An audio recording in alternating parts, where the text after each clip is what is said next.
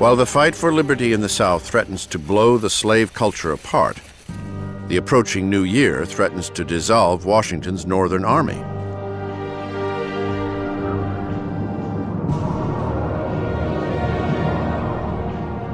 We are now without any money in our treasury, powder in our magazines, arms in our stores, without a brigadier, engineers, expresses.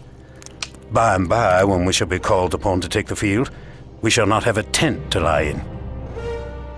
I have often thought how much happier I should have been if, instead of accepting a command under such circumstances, I had taken my musket upon my shoulders and entered the ranks, or had retired to the back country and lived in a wigwam. George Washington.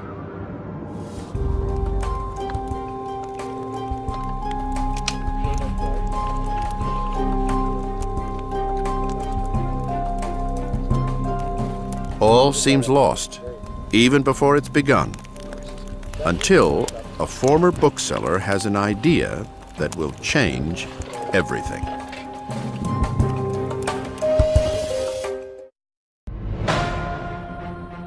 January 1st, 1776. It's a new year for a new army, and General Washington raises a new flag to commemorate it, the Grand Union, with 13 stripes representing both the differences and common cause of the 13 colonies, and with the British Union Jack in the upper left to acknowledge those colonial leaders hoping to salvage a relationship with England. That same day, the colonies get the news of the King's October proclamation to crush the rebellion by any means necessary.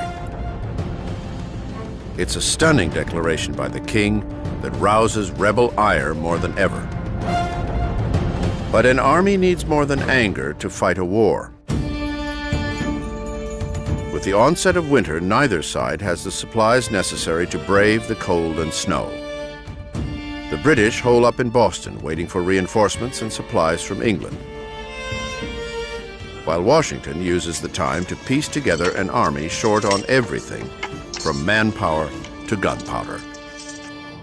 But help is on the way. Henry Knox, a 25-year-old colonel and former Boston bookseller, is leading a trek from Cambridge to Fort Ticonderoga on a quest for arms. Knox has taken it upon himself to recover the artillery captured from the British at Fort Ticonderoga. For 2 months, in the cold and wet, he, his men, and teams of oxen haul 120,000 pounds of artillery across 300 miles of muddy woods, frozen rivers, and steep, icy slopes back to headquarters in Cambridge.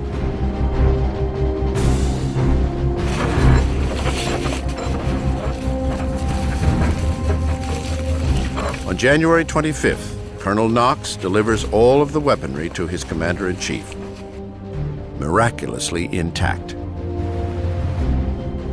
It is the best gift Washington could ever receive. Finally, he has the firepower he so badly needs. Washington also has in Knox a valued new commander in charge of artillery.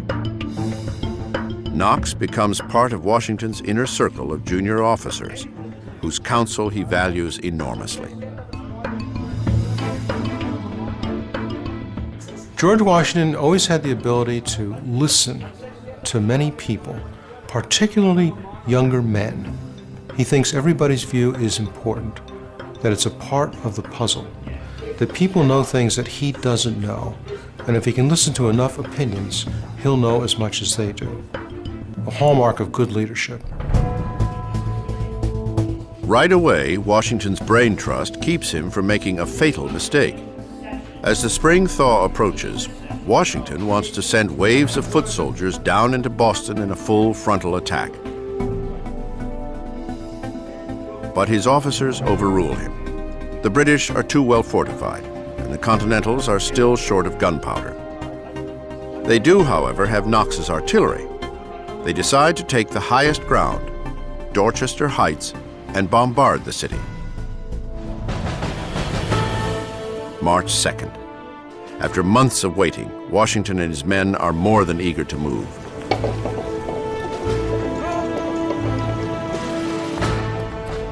The general is about to launch the first offensive of his command.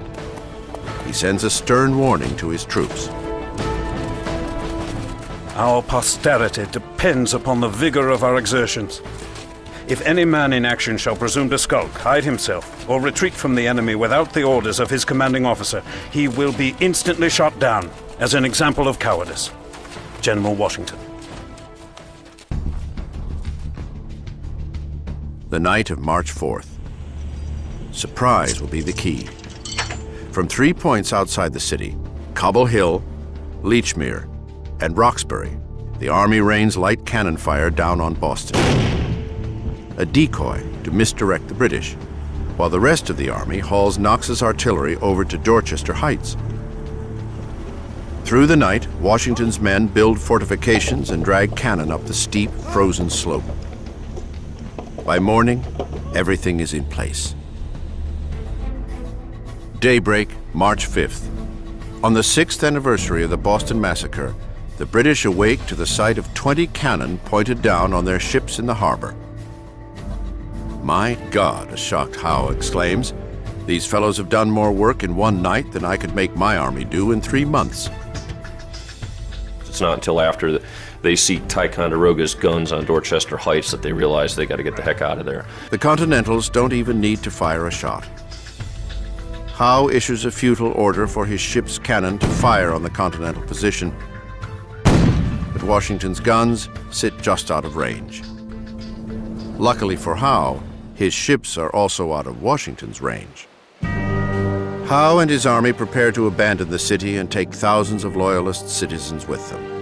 One Loyalist would later write, "The necessary care of the women, sick and wounded, required every assistance that could be given. It was not like the breaking up of a camp, where every man knows his duty. It was like departing your country, with your wives, your servants, your household furniture, and all your encumbrances." Over the next 2 weeks, the Continentals watch from above as all of Boston scrambles to evacuate, taking everything with them that isn't nailed down. It is a bitter exile for the Loyalists, many of whose families had lived in Boston for generations. By March 17th, they are all gone. 120 ships carry 9,000 redcoats, 2,000 Loyalists, and as many of the city's usable goods as possible, out to an unknown fate. The Patriots return to the city, the beloved birthplace of the rebellion, and Washington enjoys the first victory of his command. But it will be his last for the rest of a grueling and humiliating year. 1776 will see 33,000 British troops, the largest contingent ever sent overseas, head for America to grind the revolution into dust.